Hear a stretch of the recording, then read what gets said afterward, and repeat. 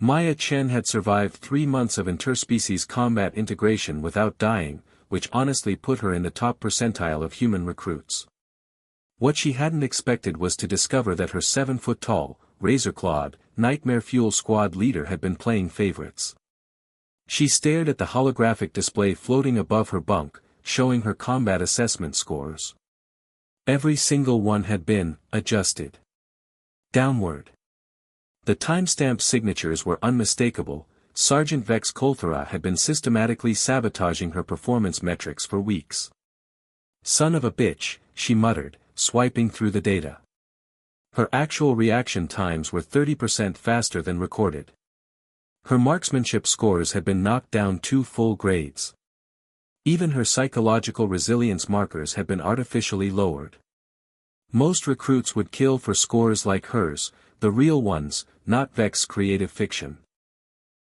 But here she was, ranked somewhere between mildly competent and please don't let her handle explosives. The irony wasn't lost on her. Humanity's first experiment in cross-species military cooperation, and she'd managed to get herself a Kethtar babysitter. Down the corridor, she could hear Rodriguez and Kim arguing about tomorrow's mock engagement exercise. They'd been selected for advanced tactical training based on their superior performance metrics.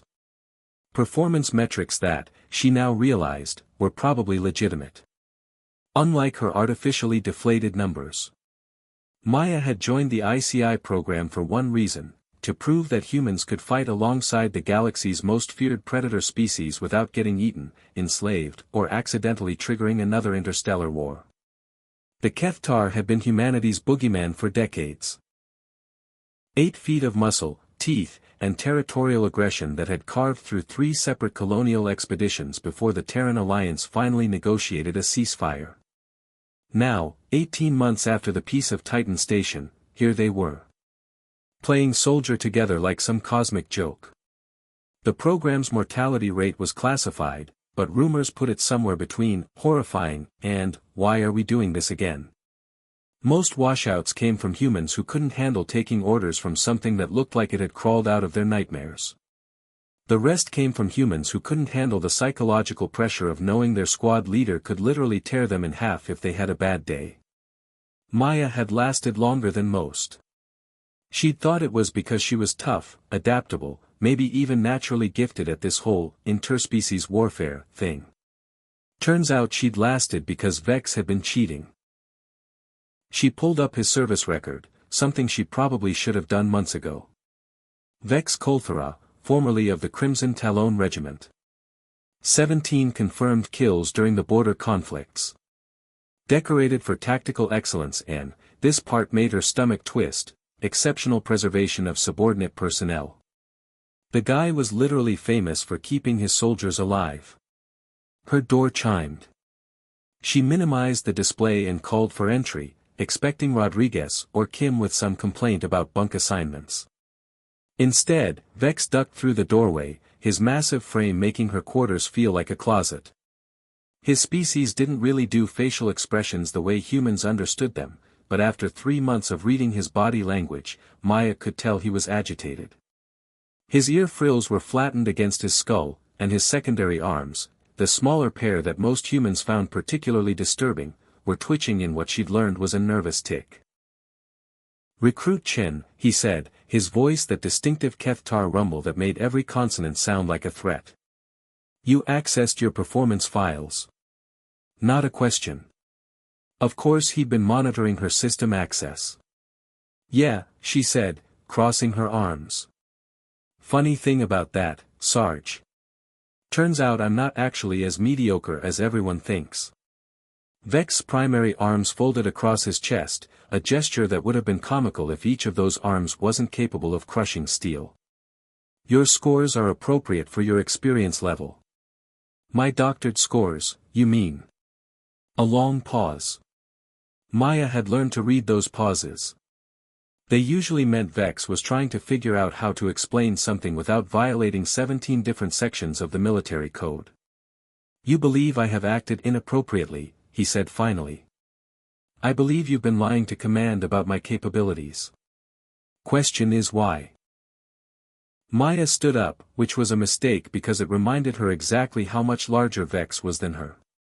Are you trying to get me kicked out? Because if you want me gone, there are faster ways. Vex's ear frills twitched upward, surprise, maybe confusion. Remove you from the program? No. The opposite. Then what the hell, Vex?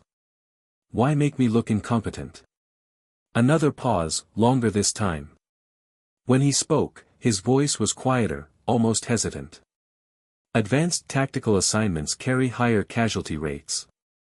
47% for human personnel in the first 6 months. Maya felt something cold settle in her stomach. So you've been protecting me? By making me look bad? By ensuring appropriate assignment levels, yes. The absurdity hit her like a slap. Here she was, part of humanity's grand experiment in interspecies cooperation, and her alien drill sergeant was treating her like she was made of glass.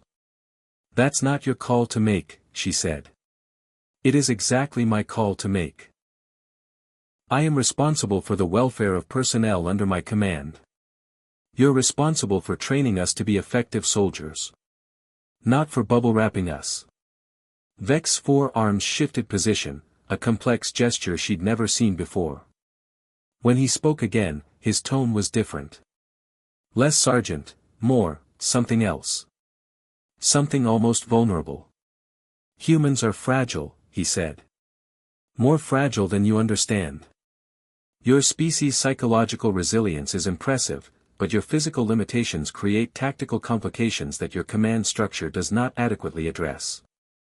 So you decided to handle those complications yourself. Without telling me. Yes. The simple honesty of it was somehow worse than if he'd tried to justify it. Maya sank back onto her bunk, staring up at him. How many others know? Know what? That you've been playing protector instead of instructor. Vex's ear frills flattened again. No one else requires such consideration. Great. So she was special. The one human recruit too pathetic to handle real assignments. Except, that wasn't quite right, was it? She'd seen the other recruits train. She'd seen them in combat simulations. Most of them were good, some were even exceptional. But none of them had been personally selected by a decorated Kethtar sergeant for special treatment. Why me? She asked. Vex didn't answer immediately. Instead, he moved to the small observation port that looked out onto the training deck. His reflection in the reinforced glass looked alien and familiar at the same time. There are aspects of Kethtar psychology that the integration program does not adequately address, he said finally.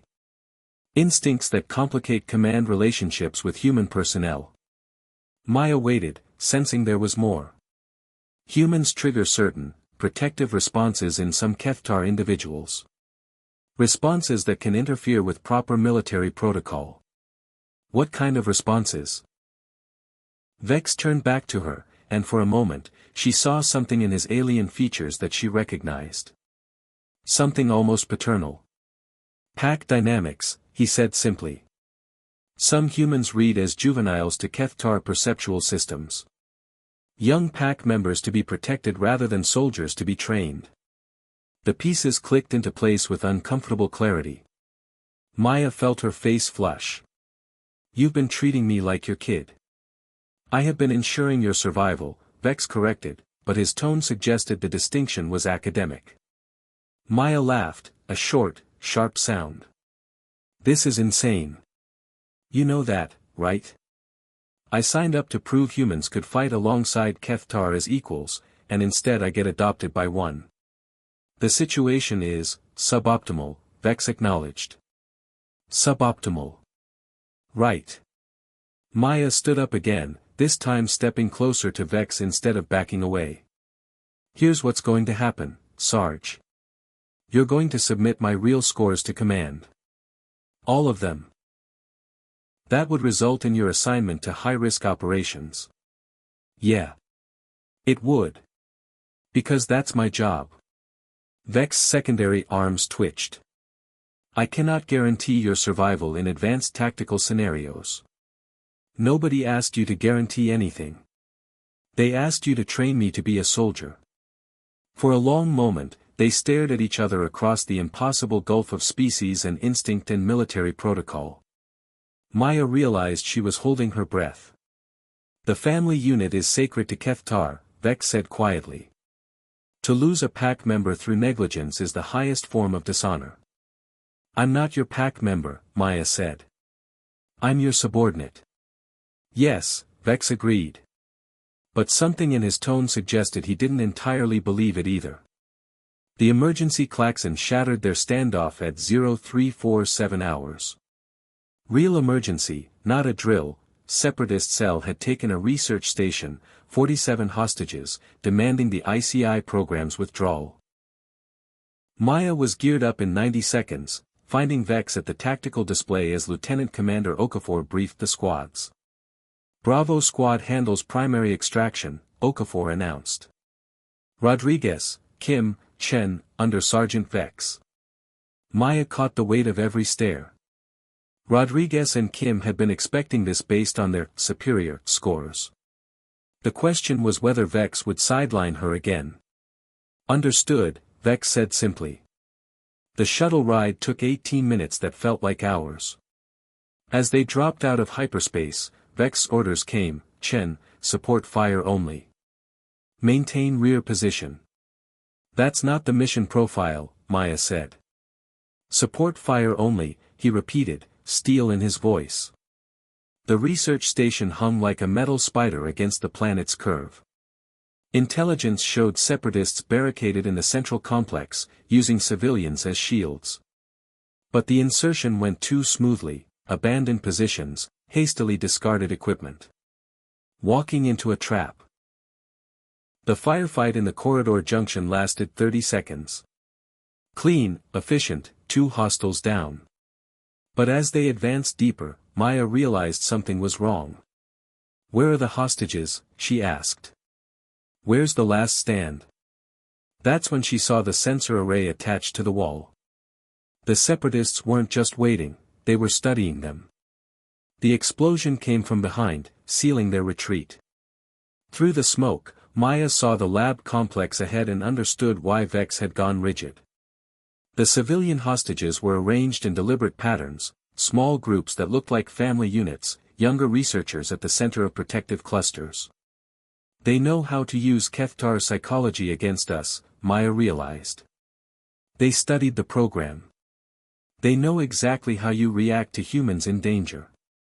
Vex's secondary arms trembled with the effort of controlling instincts deeper than training. I do not know if I can handle this. The honesty was devastating. A decorated veteran admitting his own psychology might be compromised. Then we changed the game, Maya said, activating her comm. Alpha, Charlie, can you breach the outer hull? Create a new exit route? Why? Kim's voice crackled through static. Because they want us to see the hostages, let instincts override training. So we don't play by their rules. Vex stared at the psychological trap ahead, weighing duty against instinct. Unconventional approach. Higher risk to civilians.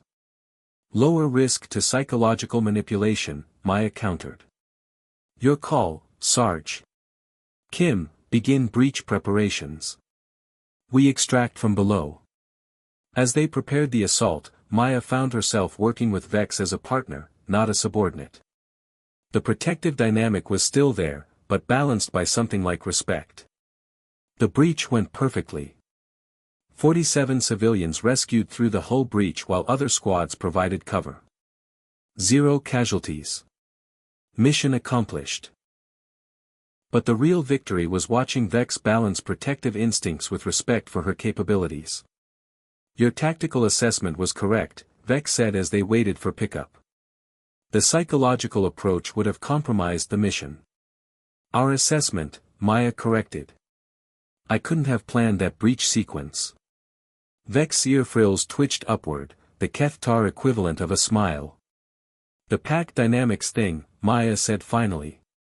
It's not going away, is it? No. But perhaps it does not need to be eliminated. Perhaps it can be integrated. Maya nodded. They'd found a way to make his instincts work for the mission, not against it. Not by suppressing them, but through mutual respect and tactical cooperation. So what happens now? Now you receive appropriate assignments based on demonstrated capabilities, Beck said. And I learn to trust that my pack members can protect themselves. And each other, Maya added. Yes. And each other. As their rescue shuttle jumped to hyperspace, Maya reflected on what she'd learned. She'd joined the program to prove humans and Kethtar could fight as equals. Instead, she'd discovered something more complex. Equality didn't mean sameness, and the strongest bonds were forged by making differences work together. Besides, everyone needed family. Even if that family happened to be a 7-foot-tall alien predator with abandonment issues and excellent tactical instincts.